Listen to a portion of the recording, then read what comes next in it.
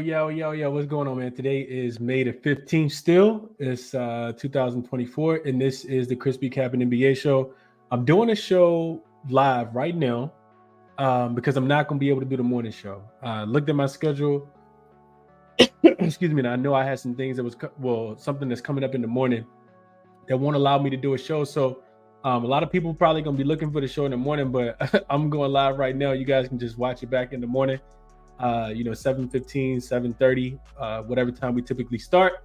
We only got 2 games on the board for tomorrow. That's NBA and WNBA combined. So I went ahead and broke them down, and we're going to jump right into them, man. Right now it's 7:10 Eastern Standard Time, and the Boston Celtics and the Cleveland Cavaliers game just started first quarter with 10 minutes left. So let's jump into it, man. Appreciate everybody that's going to end up watching the show, everybody that's here with me live right now. I know I'm outside of my regular time. But let's jump into it and get to the games that we have tomorrow. 1 NBA, 1 WNBA. Let's get to it. What up, Sean? Appreciate you for being here. BJ said, let's get it. We here. And Oda Glow says, what's good, Chris? Good luck tonight. Yeah, good luck, man. I didn't play the Boston game at all. I ended up staying off of it. But I wish you guys the best of luck, whatever it is that you end up taking.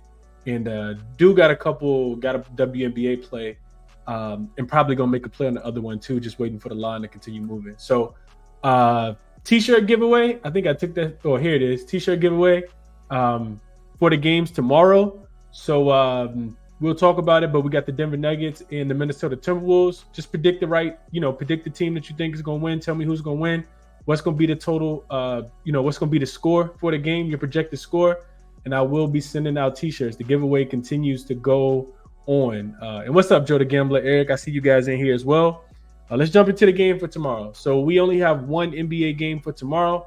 The NBA decided to give the Knicks, another advantage by giving them an extra day's rest before they travel to Indiana, so they don't play until Friday. But we got, and also they probably just wanted to make sure they had a game on, try to spread it out as much as they could. But we got the Minnesota Timberwolves. They will be at home, short home favorite against the Denver Nuggets. This line opened at, I want to say it opened at 2.5. And it's coming down to 2. Let me just double check that real quick. I want to say it opened at 2.5. Let me double check it really, really quickly. I want to make sure I'm giving you guys the right information. Yeah, opened at 2.5 and it's down to 2. Total opened at 205.5 and it's down to 203.5. This total is continuing to drop. And excuse me. And I think it's for a good reason. So the first thing we got to mention here is Mike Conley didn't play in the last game. He has that soleus injury, the same one that Porzingis had, the same one that Giannis had the same one that Porzingis has, and the same one that Giannis has. And of course, both of those guys missed multiple weeks. He is listed as questionable. I don't think he's going to play tomorrow. I do not think he's going to play tomorrow. I don't think that he's going to be there. And then also, just looking into the beat writers, I did also see that Cat was seen hobbling around the locker room post-game after hitting that same knee that he hurt his meniscus on earlier this season. So that's a big blow for the Minnesota Timberwolves. Mike Conley, a veteran leader. Like I said, I don't think he's going to play. And same thing for the Minnesota. Same thing for Karl-Anthony Towns. I know he did play through that injury, but I can't expect him to be his normal self. And I think against this Denver team, you kind of got to be your normal self. Like the Minnesota Timberwolves have really struggled to score the basketball in their last few games. So let's jump into the cap, man. Denver, of course, has won 3 games in a row. They took game 5 pretty handily as well. Won that game by double digits, I want to say. I think it was 112-97. They've won 3 games in a row. They've covered all three games. So I did some separation between the two. I didn't get a chance to make graphics for it, but I went in and looked at game 1 and game 2. Denver was, of course, after game 2, Denver was 0-2 straight up and against the spread. They were averaging just 89.5%. 89.5 points from the field and allowed 106 points in both games 1 and game 2. So their defense wasn't too bad if you just went back and looked at the numbers. They only gave up 106 in both game 1 and game 2. They just couldn't score the basketball. Just 89.5 points per game. Denver went under their team total in both games, scoring 99 points in game 1, 80 in game 2. Offensively, Denver was shooting just 40.5% from the field and shooting 36% from the three-point line. Denver was also -2 in turnover differential. They turned the ball over 15 and a half times in games 1 and game 2. Remember, that was when the Minnesota Timberwolves were relentless on the defensive end. And they were just, really just imposing their defensive will against this Denver Nuggets team. However, the switch is now flipped. In game 3, 4, and 5, Denver's 3-0 straight up, 3-0 against the spread. They're averaging 115 points per game and allowing just 98 points per game. So their offense has gotten astronomically better. We're talking about 16 points, and their defense has also picked up, holding this Minnesota Timberwolves team to 98 points from the 106 they were averaging in the first 2 games. Denver's actually going over their team total in each of the 3 games. They're shooting 55% from the field, 47% from the three-point line. And defensively, they've held Minnesota to 47% from the field and 33% from the three-point line. Denver, if you go back and look at it, well, not Denver, Minnesota, if you go back and look at it, they were actually, as far as efficiency, they were one of the most efficient teams in the NBA from the three-point line. They didn't shoot a ton of threes, but when they shot them, they typically made them. And that's what has really, really failed them in these last 2 games. Like I said, just shooting 33% from the three-point line. Denver has also slightly won the rebounding battle, 36-35. The assist battle, 28-24. And they're +2 in the turnover department over the last 3 games in these 3 wins. And then you take a look at game 5 specifically. I mean, it really was just Jokic going out there and kind of imposing his will, man. The Timberwolves, they lost the game not just because they couldn't stop Jokic, who had like 40 and 13 and 7 with no turnovers, but also because they couldn't score the basketball. Without Mike Conley there, they don't have a true point guard. And with Karl-Anthony Towns getting in foul trouble, which we can probably anticipate, probably again, honestly, the Timberwolves scored 97 points, shot 30% from the three-point line, which we kind of expect them to be better, but it wouldn't surprise me if they would, just kind of did the same thing. Because Denver they've kind of turned it up a notch, man. This team I don't think that they're looking back at all. So you guys probably can kind of tell where I'm going with this. And I stayed off of game 5 because I, kind of felt like it could go either way. But I just don't think that, 3 wins in a row, I don't think Minnesota really has anything for Denver in this spot. And could I be wrong? I absolutely could. Couple trends I looked at as well. Home favorites in game 6, facing elimination. They're 30-36 straight up. That's 45.5%. 27-39 against the spread. So they're only covering about 41% of the time. And if you look at this trend specifically since the 2018 season, those teams are just 4-9 straight up and against the spread, 8-5 to the over.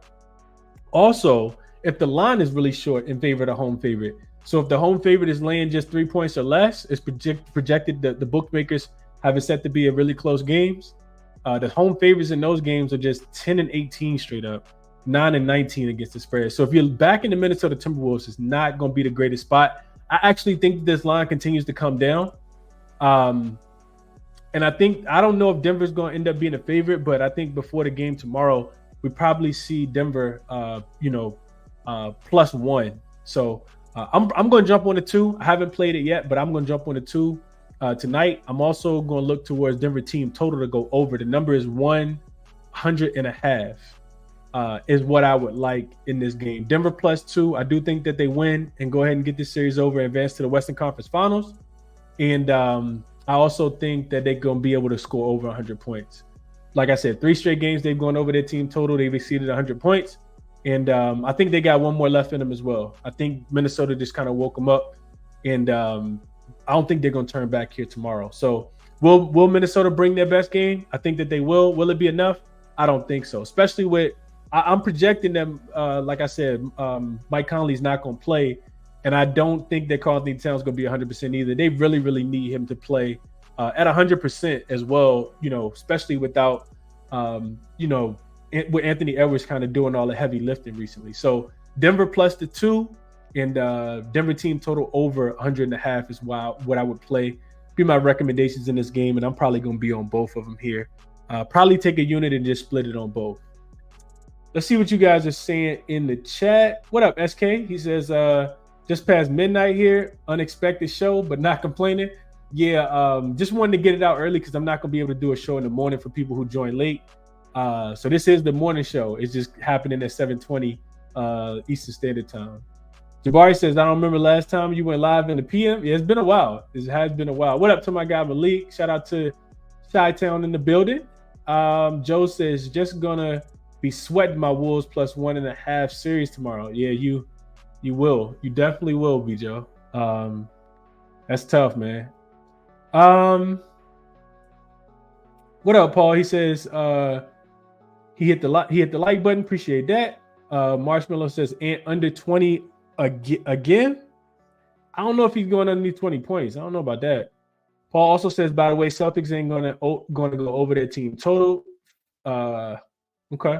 And yeah, John, doing the show early. John says Denver has the momentum. Ice is completely tilted. Yeah, it is. Tamari says Mike Conley gonna miss the game, so the series is over.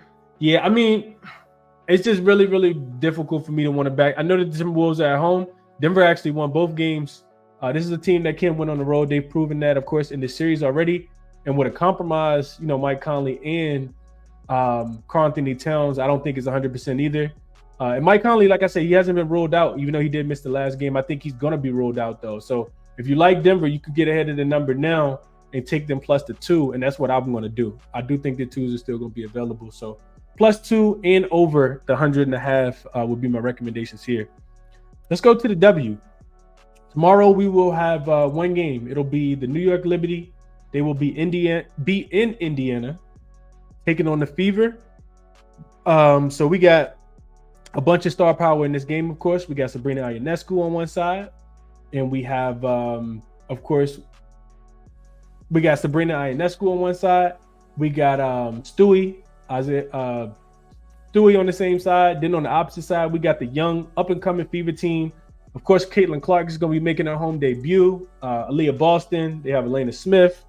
This team has a lot of offensive firepower. They didn't show up really. I think they did show up. They just got smoked in that first game, of course, in Connecticut. And I could kind of see that, potentially happening again. I know that they're going to be home for this game. They get in.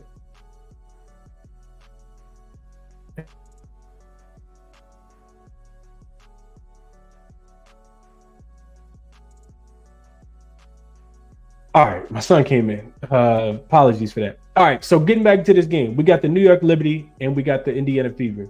So New York, they just won. They were laying 10 in Washington last night against the Mystics. They won the game by 5, though, and they were losing at halftime. This isn't a team that you necessarily always want to trust on the road, especially laying a big number. Dating back to last season, they are now 13-8 to the over. 62% as road favorites. This is a team that they went over in game 1 as well against the Lynx. Against the Mystics, a team that is not really expected to have too much offensive firepower. The defense does typically play worse in the first half than they do in the second half, and we saw that happen last night as well. They really locked up defensively in the second half a little bit more than they did in the first half. So over those 21 game sample, with them being a road favorites last season and this season as well, they're giving up 41 points in the first half and just 37 in the second half. So defense tends to get a little bit better. The pace slows down just a tad bit as well. Like I said, the Fever, it's going to be a lot of cameras there because Caitlin Clark, first home game. I do think that they're going to continue to play fast. If you got a chance to watch them play against Connecticut, they were trying to push the pace as much as they could. They just couldn't stop turning the ball over. They turned the ball over 25 times, and it led to 29 points for the Connecticut Sun yesterday. And I think, for a matchup perspective, for people looking for the Caitlin Clark analysis, Ariel Atkins from the Washington Mystics, she shot 4 for 7 from the 3-point line, finished with 20 points yesterday against the same New York Liberty defense on the road. The Liberty, they're a team that they do lack perimeter defense from the guard position consistently. This could be a really big game for Caitlin Clark. I told people yesterday I didn't really like Caitlin Clark points, and she did go under. But I said if you like Caitlin Clark, play her assist to go over. She's gonna have the ball in her hands a lot, and that was with Tiffany Mitchell playing. In my opinion, this could be the Caitlin Clark game. I could see her being the Ariel Atkins, from this game, because the Liberty gonna really, really struggle. I think I went back and looked at the box score, and Aaliyah Boston didn't have a great game. I think she finished with like 2 or 4 points. She had her hands full down there with Breonna Jones and Alyssa Thomas, and they got a bunch of great defenders for the Connecticut Sun. The Liberty also got Jonquel Jones down there as well, so I don't think it's necessarily going to be easy for Aaliyah Boston to have a great game here either. And the other thing we got to remember, 2 things we got to remember about this Fever team. First thing is they're super young. This team, they've acquired some really nice draft picks over the last few years, but they still have to learn how to play together. I think that cohesiveness comes over time. So I don't necessarily like them as much, even catching the 7 points here. I don't want to play the side. I want to play the total here. The other thing, before I jump into the total, the other thing I think you got to realize about the Indiana Fever, outside of the cohesion piece, is that they really, really struggled defensively last year. When I look at this team, I don't see a lot of great defenders out there. Like, they're not a team that's really going to stop anybody. And we saw that, kind of reminiscent in the game on Monday where the Connecticut Sun went over their team total pretty easily. And a lot of it was off the Indiana Fever turnovers and the Connecticut Sun being able to knock down the 3-point shot. So in this game, I do expect the New York Liberty to be able to score a little bit easier than they did against the Washington Mystics. And I think the Fever will find it easier to score as well, because the Liberty defense, while it should be a little bit better than it was on Monday night against the Mystics, I don't think it's going to be anywhere as good as the Connecticut Sun. So I see pace in this game, and I like the game to go over. I know first half, the total in this one opened pretty high, opened at 173, and it's come down to 171.5 on ESPN Bet, but the consensus does look like it's about 172. I think it's 2 ways you could play it. I think you could look at the first half to go over, and the number it's pretty solid. Like, I think the books aren't just letting you go. They're not going. You're gonna have to. Might be a stretch, but this is a game that I really wouldn't want to play the under in, specifically in the first half. The first half over is 87.5. It's not available on a lot of sports books, but I do see it available on Bet365. That would be my endorsement for this game. First half over. I think I like a little bit more than the full game over, just because the Liberty tend to play a little bit slower and play a little bit better defense in the second half. But I think the Fever are going to be able to score, and I definitely think that the Liberty are going to be able to score against the Fever as well. This could be a very, very high-scoring game, as the spread kind of indicate, as the total kind of indicates. So over first half, 87.5, and over for the full game would be my second recommendation here. I would stay away from the spread. Let's see what you guys are saying about this one before I get out of here.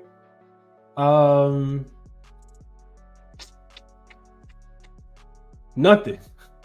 Mushroom says Knicks Pacers WNBA edition. I wouldn't say that. I definitely would not say that.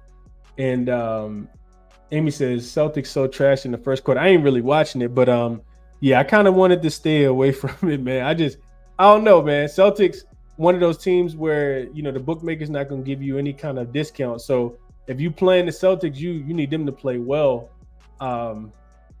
like super well. They have to be like all worldly for you to cash a bet with them. So I kind of stayed away from it, but I did lean towards their team total to go over. I do see that they are struggling to score the basketball. What up, Jay Muse? Joe the Gambler says we're all learning the WNBA, learning the NBA, the WNBA. Yeah, it's a good time to learn, man. Definitely a good time to learn. But I'm about to get out of here, man. I see 300 people watching live. I appreciate that.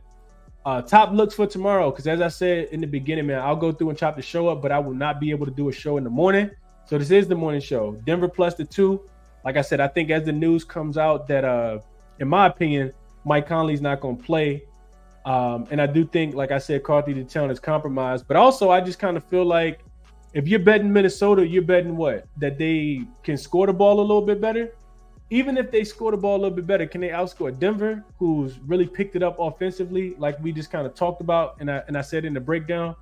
I don't think Denver looks back in this one. I don't think that there's going to be a game 7, especially with a compromised, Mike Conley. And Mike Conley, I don't think is going to play with that soleus injury. And like I said, also with a compromised Karl Anthony Towns after he banged his knee yesterday. So Denver plus the 2, I will be on it. Denver team total over 100.5. I'll split that. And then the short list is here. I don't really want to play the side at all, but New York and Indy, first half over the 87.5. And then my second endorsement would be New York Indy over the full 171.5 on ESPN Bet. You can kind of wait and see where the total goes, but the lower it comes down, the more I like the over. I'll tell you guys that. And that's the show. That's the show. Jamie likes Atlanta -5. Yeah, I haven't bet it yet, but I will be on Atlanta minus the. It's not even 5 anymore. I think I saw a 3.5 pop up. So I'm just gonna see where it settles. But I do like Atlanta today. I do like Atlanta. Tamari says Anthony Edwards had 40 points and still lost, so the series is over. And yeah, I mean they're gonna need a lot of help being able to score the basketball. The Timberwolves offense has really come back down to life, and they've really struggled to score the basketball. Best of luck to my guy Joe the Gambler, and that's the show, man. As always, resources are here if you guys are interested. Shout out to the Odds Gym. oddsgym.com website. I always say they're the best sports betting software on the planet. And if you guys are interested in checking their software out, use code CBC to get 25% off your first month. The link is in the description, as it always is. And yeah, a bunch of other resources here as well. If you guys enjoyed the show, do me a favor, smash that thumbs up, share the show, subscribe to the channel. You can also turn the notification bell on so you do know when I go live. And the link for all my plays when I do make them will be in the description as always. Bet responsibly. Best of luck, man. I will not be doing the show in the morning like I told you guys, but we will be back. I'll probably be on with Cal tomorrow evening talking WNBA, and we'll be back on Friday, man. Enjoy your night. Enjoy your Friday, and enjoy your Thursday. I'm sorry. And I'll catch you guys in the next one, man. I'm out.